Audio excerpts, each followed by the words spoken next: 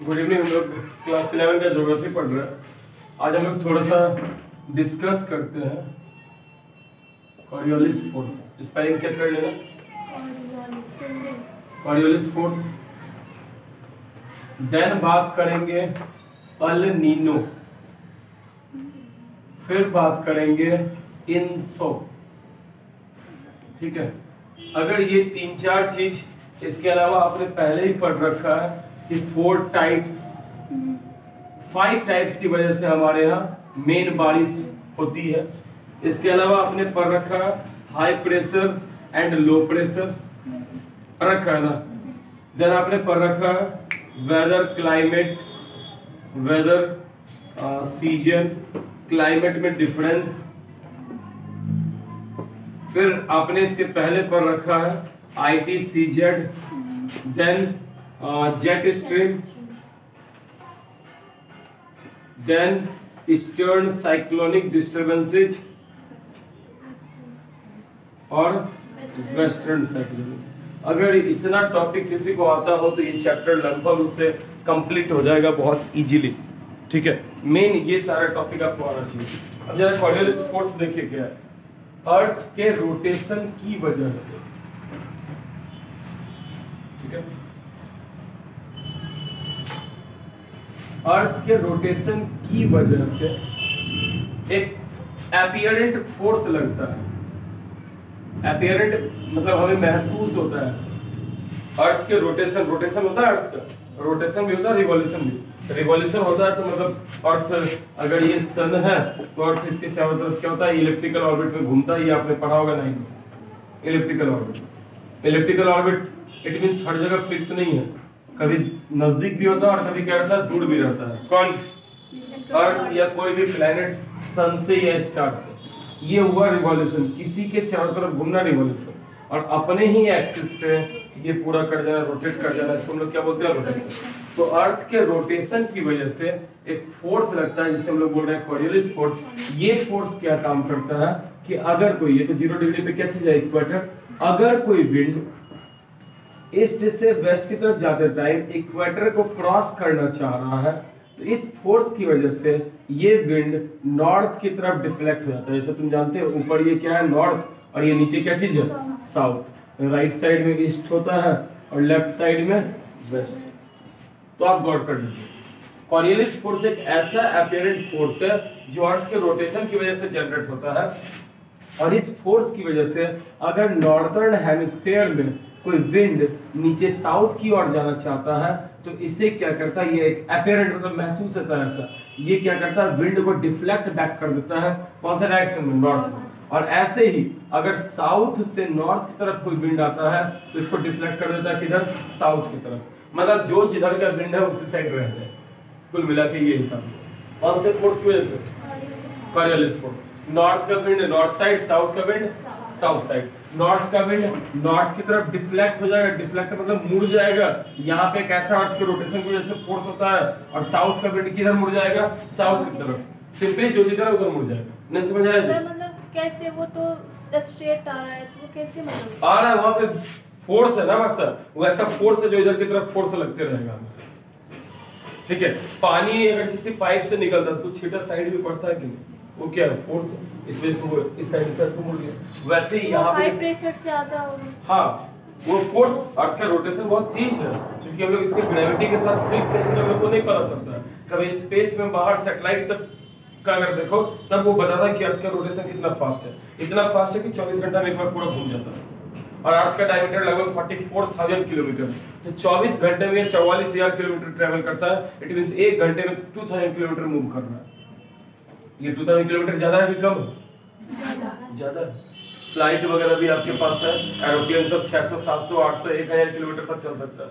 उसके ऊपर रॉकेट सब है, ये मिसाइल्स हैं। लेकिन अर्थ आपकी लगभग 2000 के अराउंड से आपका क्या कर रहा है, ये रोटेट कर रहा है। तो फास्ट है।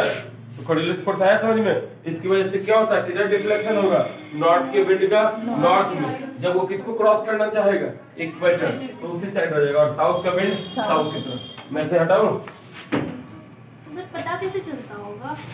लोगों ने ट्राई किया, जो मौसम वैज्ञानिक है देखता है कि कि नहीं ये विंड तो इधर से कैरी कर रहा था विंड, फिर से ये इधर ही बारिश करवा रहा, इट मींस इसी साइड रह गया तो बारिश करवा रहा इसलिए। चलिए अब अगला है अल नीनो और इंसो। थोड़ा सा मैप कुछ बनाने जा रहे हैं, जरा सा देखिएगा इसको। सपोज कीजिए ये हमारा इंडिया, ठीक है, थोड़ा सा और इधर बनाइए, ठीक है, ये India.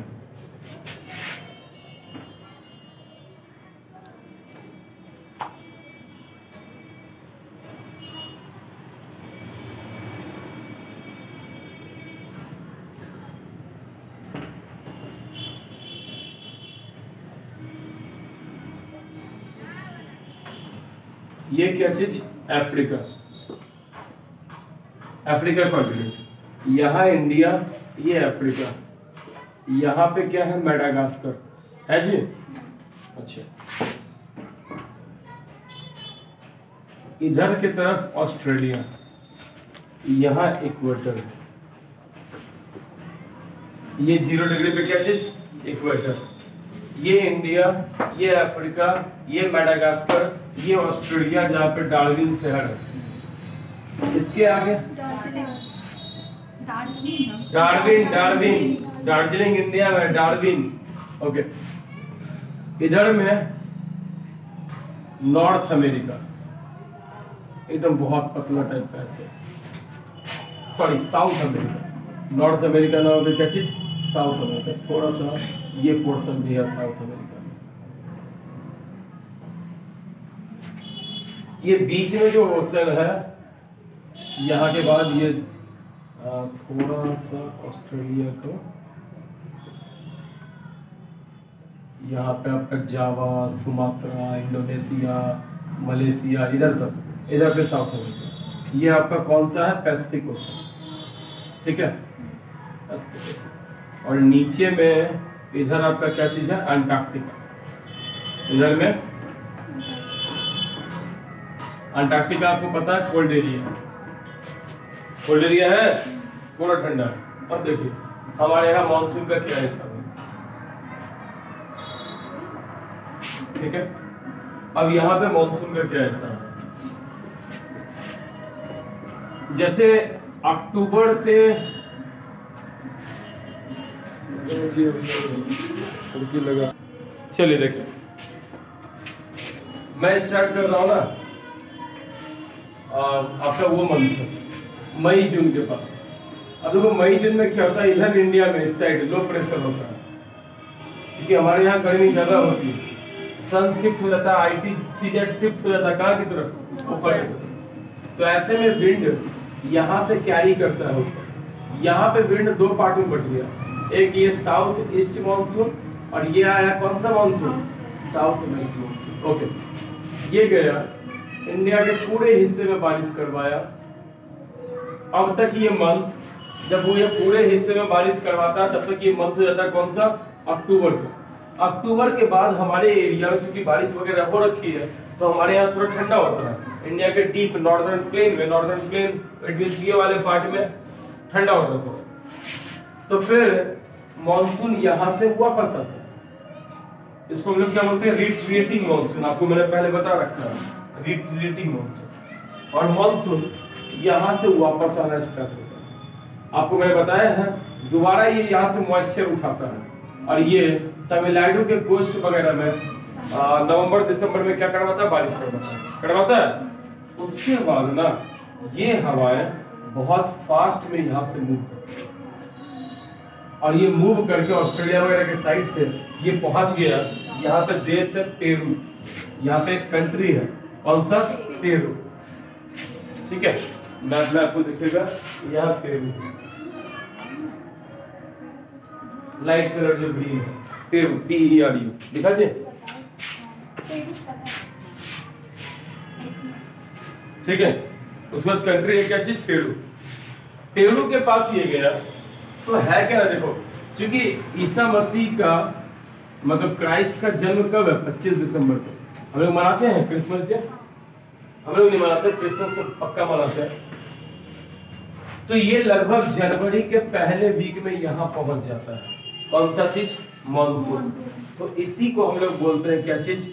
El Nino. Sorry El Nino लिखा गया, अल नीनो। अल नीनो क्या है? एक स्पेनिश वर्ड है। अल नीनो का मतलब होता है, स्पेनिश वर्ड में इसका हिंदी जो मतलब इंग्लिश जो होता है बेबी क्राइस्ट। मतलब ईसा मसीह क्या है? अभी बच्चे हैं। तो अगर ये जनवरी के महीने में पहुंचा तो ईसा मसीह में बच्चे होंगे कि नहीं?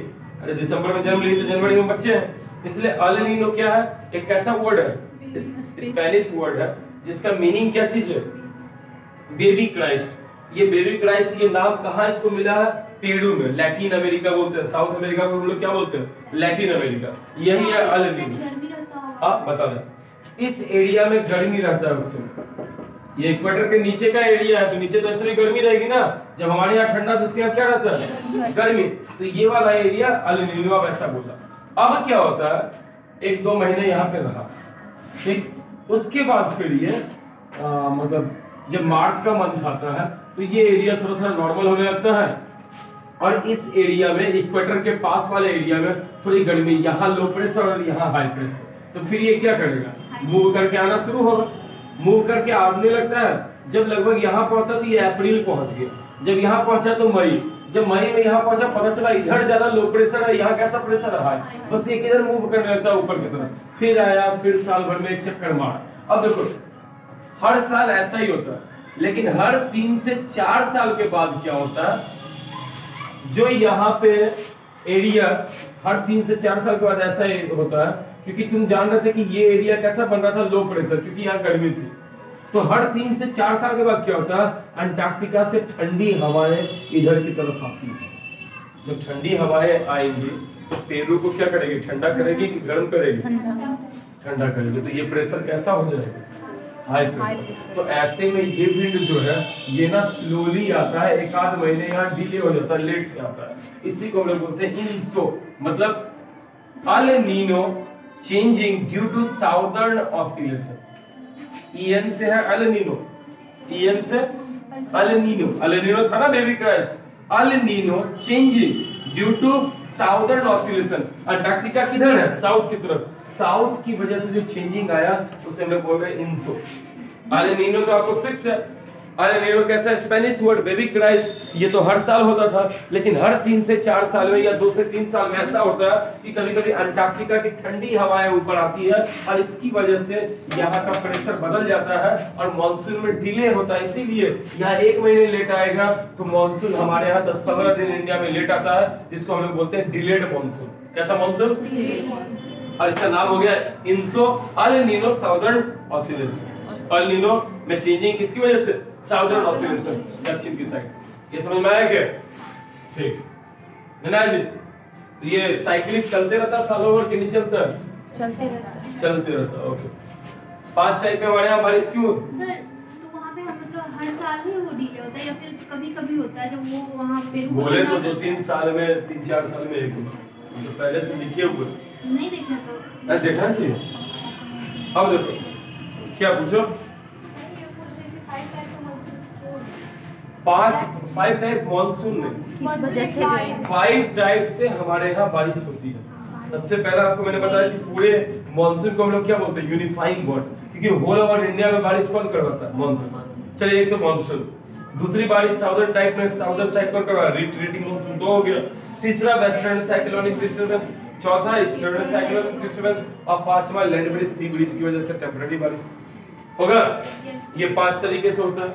अच्छा चलिए हाई और लो प्रेशर, तो ये तो आपको पता है। जहाँ ठंडा होगा वहाँ का प्रेशर हाई और जहाँ गर्मी होगी वहाँ का प्रेशर लो। रीजन है जहाँ गर्मी होती है वहाँ का विंड थोड़ा एनर्जी कैरी करता है तो ऊपर चला जाता है और वो एरिया क्या होता है? खाली बचता है। आपको पता है यही सडनली लो प्रेशर बनने की वजह से क्या होता है? साइक्लोन आता है ना जी।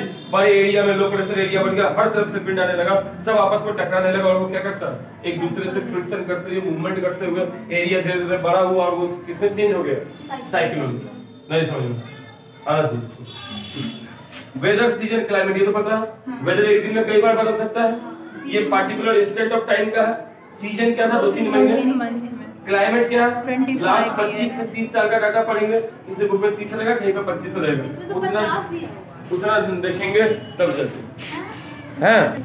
चलिए ITCZ inter tropical convergence zone, ये कितने डिग्री का होता है? 10 डिग्री का। आपको ध्यान है 0 से 5 ऊपर, 0 से 5 नीचे, तो कितना हो गया? 10 डिग्री का गैप है। अच्छा, ये जब हमारे यहाँ समर होता है तो ये कहाँ शिफ्ट हो जाता है? इक्वेटर पे रहता है कि हमारे इधर शिफ्ट हो जाता है? कितने डिग्री पे?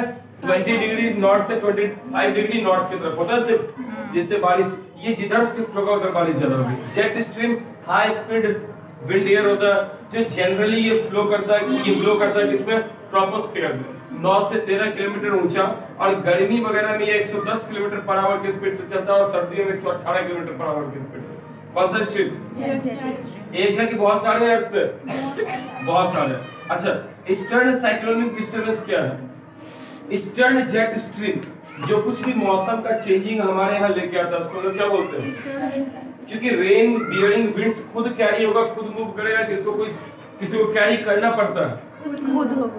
खुद मूव होगा नहीं, उसको कैरी करना पड़ता है कोई हवा से। रेन बियरिंग विंड्स बहुत स्लो होता है, भारी हो जाता है ना, तो उसको कौन लेके जाएगा? तो अगर कोई हैवी स्पीड का विंड आ रहा है तो उसको क्या करेगा? कैरी ढोते लेके चला जाएगा। इसीलिए ईस्टर्न और वेस्टर्न साइक्लोनिक डिस्टर्बेंस, सोचो वेस्टर्न साइक्लोनिक दिसंबर के महीने में मेडिटेरियन सी में वो जनरेट ही होता है, और इतना फास्ट स्पीड से वो आता है कि 8 से 10 दिन के अंदर या 20 दिन के अंदर हम लोग यहाँ पहुंचा देते हैं। तो किसके साथ आता है वेस्टर्न साइक्लोनिक डिस्टर्बेंस? किसके साथ आता है? वेस्टर्न जेट स्ट्रीम के साथ। ये किसके साथ आएगा? ईस्टर्न जेट स्ट्रीम के साथ। हो गया। अगर ये सब आपको पता है तो ये चैप्टर में आपको मैक्सिमम चीज पता है। मैप का ये काम समझ लीजिएगा। सर तो इसका क्वेश्चन कैसा रहेगा? अभी चैप्टर तो पहले एंड करा, अभी हुआ आगे। पेज नंबर 37 से हम लोग अब आगे पढ़ रहे line by line. The nature of Indian monsoon. Monsoon is a familiar though a little known climatic phenomena. पूरे वर्ल्ड में ये लिटिल है लेकिन हमारे लिए तो फैमिलियर है। Despite the observation spread over centuries, the monsoon continues to puzzle the scientist. Monsoon fixed चीज नहीं है जिससे साइंटिस्ट इजीली समझ सके।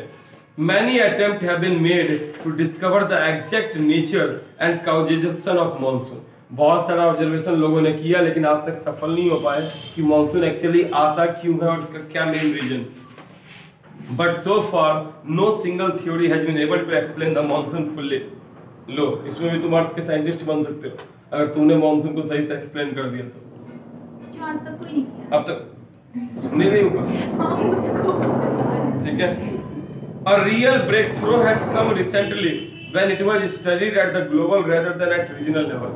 जब पूरे अंतरराष्ट्रीय लेवल पे समझा गया कि मॉनसून कहाँ से आता है, क्या आता है, तब लोगों ने समझा मॉनसून सिर्फ इंडिया का नहीं, ये यहाँ से लेके कहाँ तक का है? पेरू तक का है, साउथ अमेरिका तक है। इसी को हम लोग बोलते हैं लैटिन अमेरिका, दक्षिणी अमेरिका को हम लोग बोलते हैं लैटिन अमेरिका। अच्छा आगे, systematic studies of the causes of rainfall in the south Asian region have to understand. ऐसा नहीं कि मॉनसून से सिर्फ हमारे यहाँ बारिश हो रही है, इधर अपने पड़ोस में म्यांमार है, बांग्लादेश है, श्रीलंका है, इस साइड का कंट्री है, इधर थोड़ा बहुत अरब का एरिया है, या इधर साउथ ईस्ट एशिया, जावा, सुमात्रा, थोड़ा ऑस्ट्रेलिया का क्षेत्र, थोड़ा सा ये अफ्रीका का एरिया, सब पे मॉनसून की वजह से हो रहा चाहिए। ठीक है। मेनली मॉनसून 3 कॉन्टिनेंट को प्रभावित कर रहा है, 4 कॉन्टिनेंट को, एक ऑस्ट्रेलिया, एक थोड़ा सा अफ्रीका, ईस्टर्न कोस्ट किसका? अफ्रीका, मेडागास्कर वगैरह खास करके, बीच में यहाँ पे कंट्री है मॉरिशस, मालदीव, इन सब में भी मॉनसून की वजह से। इंडिया मतलब ये तो एशिया हो गया, अफ्रीका हो गया, ऑस्ट्रेलिया हो गया, और इधर कौन सा? South America. 4 कॉन्टिनेंट। मॉरिशस एक कंट्री है बीच में, मेडागास्कर के आगे अलग कंट्री है वो। वहीं की जो प्रेसिडेंट है शायद फीमेल है और वो बिहारी ओरिजिन की है। ठीक है, एकदम बिंदु से छोटा सा होगा, लोग घूमने वूमने जाता है उस जगह पे, बहुत ज्यादा फेमस टूरिस्ट डेस्टिनेशन है वर्ल्ड का। चलिए, तो systematic studies of causes of rainfall of the south Asian region help to understand the causes and salient features of the monsoon, particularly some of its important aspects are the onset of monsoon. Onset मतलब शुरुआत, कहाँ से? Rain bearing system, कौन इसको बारिश, कैसे ये बारिश लेके आती है, किधर से, इतनी ज्यादा बारिश क्यों होती है, क्यों पश्चिमी साइड में कम बारिश होती है, पूर्वी साइड में ज्यादा होती है, उसका मेन रीजन क्या है? यहाँ से मॉइस्चर उठाया, फिर बे ऑफ बंगाल से ये उठाता है, तो इसके पास मॉइस्चर पानी क्या होता है? बहुत ज्यादा हो जाता है, इसलिए करवाता है। जबकि वेस्टर्न साइड वाला मॉनसून इंडिया में हर जगह तो बारिश करवाता नहीं है, वो सिर्फ वेस्टर्न कोस्ट में करवाते चला गया। और इसमें बारिश भी देखो, इसके पास ओशन का कम एरिया है तो बारिश भी क्या होगी? कम होगी, और ये ज्यादा लेके आता है। रिटेटिंग मानसून कैसे तुमने पढ़ा कि सारा मॉइस्चर खत्म करने के बाद मानसून जब इधर आता है तो बारिश करवा देता है, तो कुछ सर डे ऑफ वेस्टर्न मानसून घाट की का। वजह से भी ना बारिश नहीं उधर जा पाता है। हाँ, break in the monsoon, monsoon continuous है कि बीच में गैप रहता है, बीच में गैप रहता है, जिसको हम लोग पढ़ते थे क्रेस्ट और ट्रफ पढ़ते थे।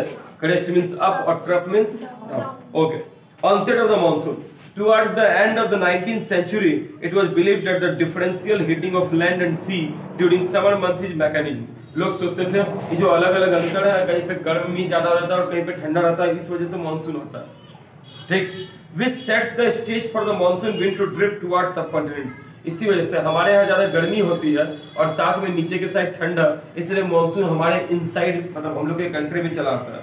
During April and May when the sun shines vertically over tropic of cancer, हमारे यहाँ सन शाइन क्या होता है, वर्टिकली मतलब सीधे डायरेक्ट सूर्य का रोशनी हमारे ऊपर, मतलब सन का जो मूवमेंट है वो हो जाता है नॉर्थ की साइड, इट मींस हम लोग के ऊपर। यहाँ ट्रॉपिक ऑफ कैंसर है इसके ऊपर, और ट्रॉपिक ऑफ कैंसर बिहार से बहुत नजदीक है, रांची से पास करता है ट्रॉपिक ऑफ कैंसर, तो सन का एकदम वही हो जाता है। खुद सोचो, सुबह में सन हमारे से तिरछा होता है दूर में, शाम में तिरछा होता है, और दोपहर में हमारे ओवरहेड होता है। तो सुबह में गर्मी कब होती है, जब वो हमारे ओवरहेड हो, सुबह और शाम में गर्मी कम होती है। ठीक वैसे अप्रैल और मई के महीने में सन हमारे ओवरहेड आ गया, तो अब क्या होगा, गर्मी की ठंडा, गर्मी बहुत ज्यादा। और अब जो दिसंबर का महीना होगा, सन हमारे ओवरहेड नहीं है, सन थोड़ा सा तिरछा है, इधर दिखेगा, थोड़ा डिस्टेंस बढ़ गया हमारे से उसका, तो थोड़ा हीट क्या होगा, कम होगा, इसलिए इधर ठंडा हो जाता है।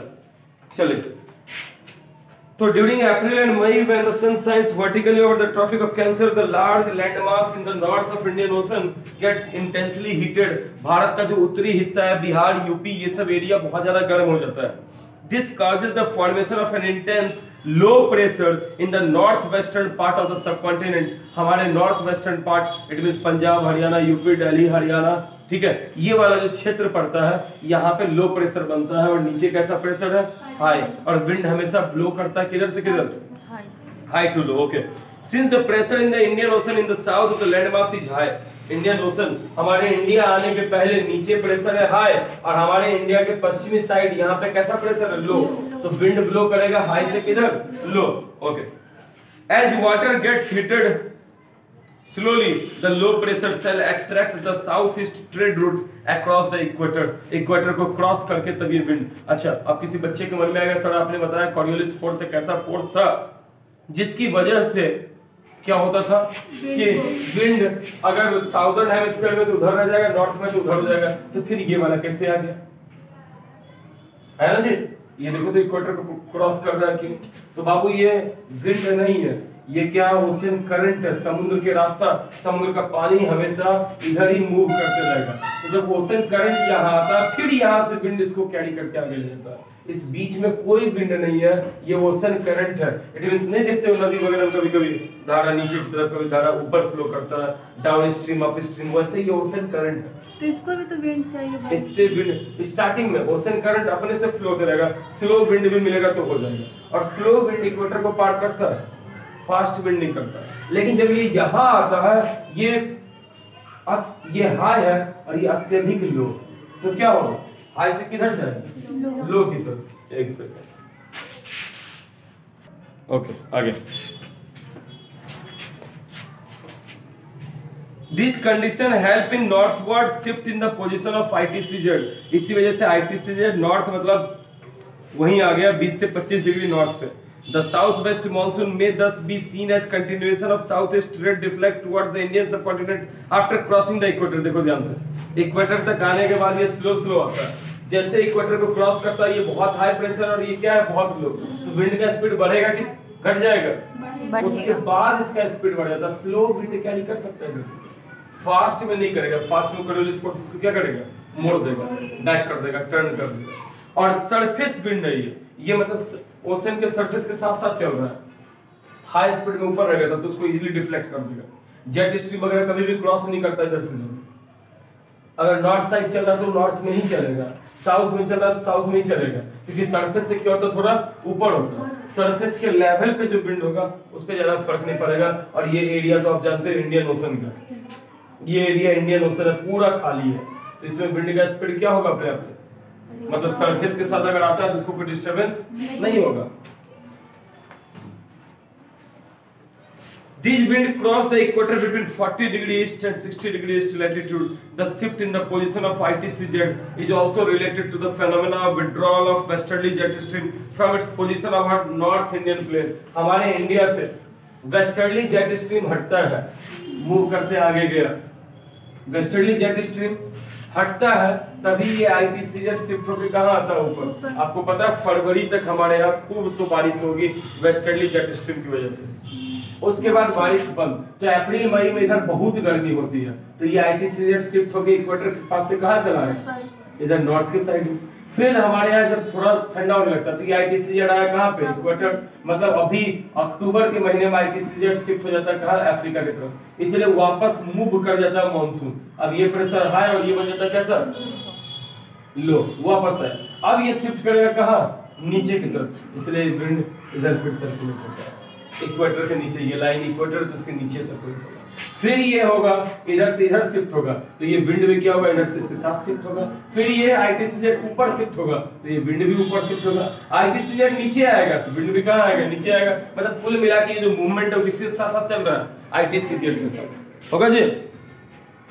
ओके,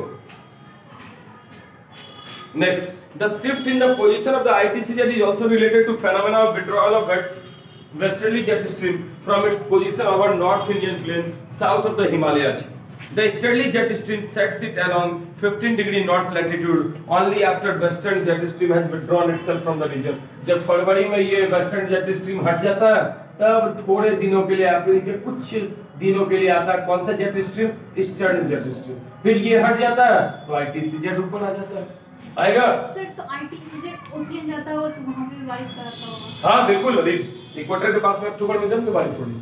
अरे इस एरिया में तो ऐसे भी इक्वेटर के आजू बाजू में सालों भर एक ही जैसा बारिश होता है, पर डे बारिश, कोई ऑप्शन। जाओ मेघालय देख लो, पता चल जाए।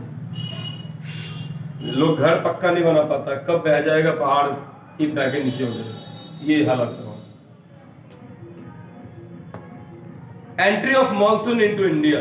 The southwest monsoon sets in over the Kerala coast by 1st June. Monsoon हमारे इंडिया में केरला में कितने जून को आता है, 1 जून, और धीरे धीरे ये मुंबई पहुंचता है 10 से 13 जून। तब तक कोलकाता भी मिड जुलाई तक ये लगभग पूरे इंडियन सबकॉन्टिनेंट को ले लेता है। बगल में पेज नंबर 39 है जिसपे पूरा मॉनसून का दिया है। अब देख लीजिए 1 जून को अगर केरला पहुंच रहा है साउथ इंडिया, देखो ना एरो दिया हुआ है 1 जून, तो देखो उधर ट्रॉपिक ऑफ कैंसर जिधर east side Bay of Bengal के ऊपर लिखा है, उधर भी देखो 1 जून में पहुंच रहा है क्या। 5 जून में अगर ये हैदराबाद के थोड़ा नीचे है तो 5 जून में हमारे बिहार को कैरी करने लगता है, एरो देखिए उसका, ठीक है। 10 जून को अगर ये मुंबई पहुंचा तो 10 जून को हमारे पटना पहुंचने पे है। अगर 15 जून को अहमदाबाद तो 15 जून को ये लखनऊ और पटना के बीच में है। 1 जुलाई को राजस्थान, तो इधर से ये भी 1 जुलाई को राजस्थान, 15 जुलाई को, मतलब ये राजस्थान में आके ही दोनों मॉनसून मिलता है, साउथ वेस्ट और साउथ ईस्ट दोनों मिला।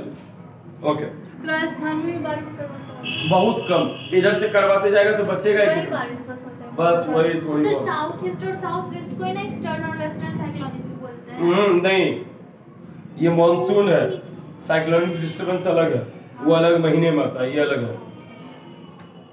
ओशियन में बारिश कराने से क्या होता है, वहाँ पे तो कुछ रहता भी नहीं। तो मतलब भगवान को पता किधर नहीं बारिश करवाना, तो मौसम से होगा ही ना, कहीं हो तुम्हारे ऐसा, तुम कहो भगवान क्यों नदी बारिश में करवाई, मेरे घर पे करवा दीजिए, ऐसे चलता है मूवी चल रहा है इधर की, जहाँ करवाना वही करवाएंगे। Rain bearing system and rainfall distribution. There seem to be 2 rain bearing system in India. पहला बे ऑफ बंगाल में रेनफॉल स्टार्ट किया और दूसरा अरबियन सी, वही है अरबियन सी ब्रांच को हम लोग बोलते हैं साउथ वेस्ट मॉनसून, और बे ऑफ बंगाल वाले को क्या बोलते हैं, साउथ ईस्ट, क्योंकि बे ऑफ बंगाल हमारे ईस्ट में है और अरबियन सी किधर है, वेस्ट में है। Much of rainfall along the western Ghat is orographic as the moist air is obstructed. Orographic मतलब सिर्फ यही होता है वेस्टर्न घाट में, कारण वेस्टर्न घाट पहाड़ है, ये अपने से रेन को क्रॉस करने नहीं देता है, ये अपनी तरफ ही करवाता है। इसलिए पूरे वेस्टर्न घाट जो क्षेत्र है, एरिया है, अगर यहाँ पे ये वेस्टर्न घाट पूरा एरिया है तो ये क्या करता है, मानसून रेन को जाने देता है, क्रॉस करने देता है कि अपने अलोंग लेके चलता है, अपने अलोंग लेके चलता है, सिर्फ इधर बारिश। मतलब पूरे इंडिया में मेन बारिश होती है साउथ ईस्ट मानसून से, इधर इधर यहाँ यहाँ सब जगह मेन बारिश भारत में होता है। किसकी वजह से? South east. जानते हो आप? देखो ये मानसून तो इधर चला गया, ये मानसून यहाँ से एंटर कर रहा है या इधर से एंटर कर रहा है, तो ये वाला एरिया सूखा रह जाता है। इस क्षेत्र को हम लोग बोलते हैं मराठवाड़ा या विदर्भ, तेलंगाना, ये सब एरिया में बहुत कम बारिश होता है, यहाँ पानी का सबसे ज्यादा कमी है इस क्षेत्र में, इस एरिया। ये तो कोस्टल एरिया, यहाँ तो बारिश हो जाता है रिट्रेटिंग मानसून से भी। मेन ये जो एरिया महाराष्ट्र, कर्नाटक, तेलंगाना, आंध्रा का कुछ पोर्शन, छत्तीसगढ़, मध्य प्रदेश का कुछ पोर्शन, ये एरिया सबसे कम बारिश फील करता है। ऐसे तो राजस्थान वगैरह है, बट इस क्षेत्र में बारिश कम होती है, इसलिए इस एरिया को बोलते हैं रेन शैडो एरिया, परछाई रीजन। इसके पीछे इसका परछाई बन रहा है, इसने लाइट को रोक दिया। वैसे वेस्टर्न घाट यहाँ पे मानसून विंड को क्या करता है? रोक देता है, इधर बारिश नहीं करवाता। तो ये कैसा एरिया हो गया? शैडो एरिया होगा, रेन शैडो एरिया। लेकिन सर महाराष्ट्र में तो बहुत बारिश होता है। जी वो मुंबई में होता है, वो सिर्फ मुंबई का दिखाता है। महाराष्ट्र की इस एरिया में तो लास्ट 3-4 साल पहले ऐसा होता, इतनी पानी की किल्लत थी कि लोगों ने पशुओं को छोड़ दिया घर से खुला, और एक दिन में 6 या 7 लाख चिड़िया मर के गिर गई थी नीचे पानी के बिना। लाख में, ठीक है, सोच लो तो। इसलिए हम लोग ठंडा में नहीं नहाते हैं, पानी बचाते हैं। ठीक है, ये देखो वीडियो बनेगा, तेरा अलग ही कॉमेडी हो जाएगा। तो उसमें कॉमेडी का क्या? सही तो बोल रही है। अच्छा, अब तो कहते हैं गर्मी में भी ऐसे रहो। नहीं गर्मी एकदम फिट रहेगा। अब तो है प्रभु, नहाने से थी बस्ता, नल खुला छोड़ दोगे इधर उधर नहीं छोड़ते, लेकिन बिना नहाए चलेगा। स्कूल में डेली पानी गिरते रहता था पीछे वाले टंकी से, भर गया तब भी गिर रहा है। कितनी बार गए कि सर एक्सक्यूज में रुक जाइए, बहुत बार गए, हम लोग क्लास के पीछे गिरते रहता है। हां लेकिन वो ठीक है।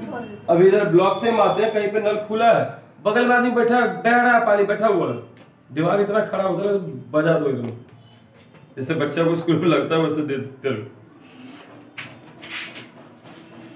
कितने बार टंकी भरते हो घर का? क्या?